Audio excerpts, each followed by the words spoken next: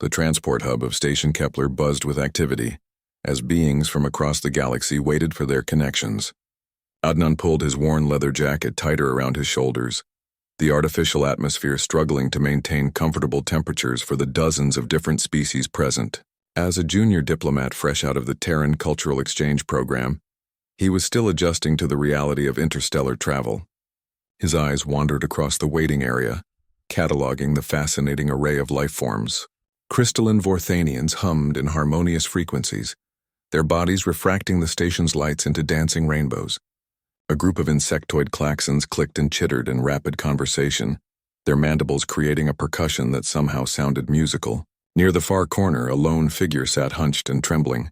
The being was roughly humanoid but clearly alien, pale blue skin with an almost translucent quality, elongated limbs, and what appeared to be delicate gill slits along the neck that fluttered rapidly. Most striking were the large dark eyes that seemed to hold depths of ancient wisdom and current distress. Adnan watched as other travelers gave the figure a wide berth, some casting curious glances but none offering assistance. The creature's shivering grew more pronounced, and Adnan noticed frost beginning to form on the nearby metal surfaces. Without thinking, he stood and walked over. "Excuse me," he said softly, not wanting to startle the being. "Are you all right?" The alien looked up, those massive eyes focusing on him with an intensity that made Adnan's breath catch. When it spoke, its voice was like wind chimes in a gentle breeze, melodic and ethereal. "I am experiencing thermal distress," the being said in surprisingly clear Standard Galactic.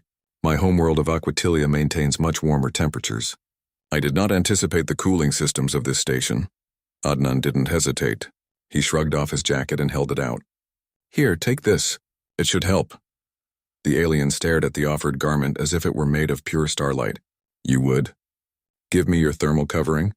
"Of course," Adnan said, draping it gently around the being's shoulders. The jacket looked comically large on the slender frame, but almost immediately the shivering subsided.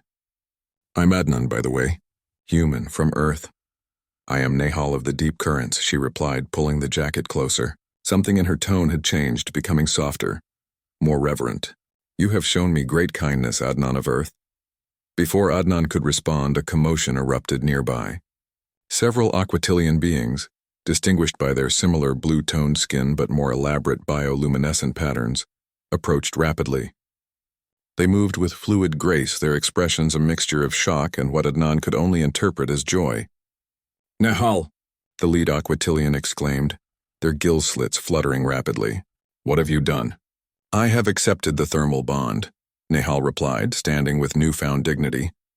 "This human Adnan has offered his warmth freely, and I have accepted it in the ancient way." The group of Aquatilians began to emit a harmonious humming, their bioluminescent patterns pulsing in synchronized waves. Other travelers in the hub turned to watch, recognizing some sort of ceremony taking place. "Wait," Adnan said, confusion mounting. "What's going on?" "I just gave you my jacket because you were cold."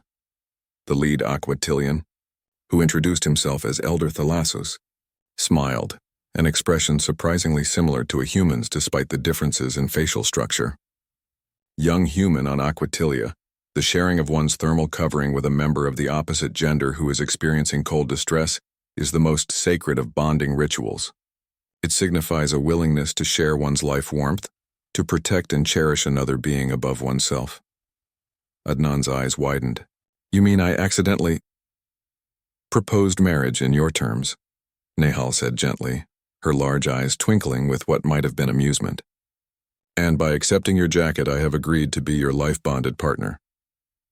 The station hub had grown quiet, with beings from multiple species watching the unfolding drama. Adnan felt his face flush with embarrassment and panic. "But I don't know anything about your culture. I'm barely 25, I'm just a junior diplomat. I don't even know if humans and Aquatilians are compatible." "Peace, young one," Elder Thalassos said, raising a webbed hand. "The thermal bond is sacred, yes, but it is not a trap. Among our people, such unions must be entered with full understanding and consent. Your gesture was born of compassion, not romantic intent." Nehal stepped closer to Adnan, still wearing his jacket. "However," she said quietly, "your instinctive kindness toward a stranger in distress reveals much about your character. In our culture, such selflessness is the highest virtue one can possess in a life partner. What are you saying? Adnan asked. I am saying, Nihal replied, her bioluminescent patterns beginning to glow softly, that while this may have begun as a misunderstanding, I would be honored to learn more about you. Adnan of Earth, your species' capacity for immediate empathy towards strangers is remarkable. Elder Thalassos nodded approvingly. Perhaps this apparent accident is actually the current of fate flowing as it should. Would you be willing, young human, to spend time with Nihal, to learn our ways as she learns yours? There is no obligation, but I believe, Nihal interjected, that the universe rarely makes mistakes when it comes to bringing souls together. Adnan looked around at the assembled crowd, then back at Nihal. Despite the absurdity of the situation, he found himself drawn to her gentle wisdom, and the way she had immediately seen past the cultural confusion to recognize his genuine intent to help. I'd like that, he said finally, though maybe we could start with dinner rather than a wedding ceremony. Nihal's laugh was like silver bells. Among my people, sharing a meal is actually the second step in the bonding process.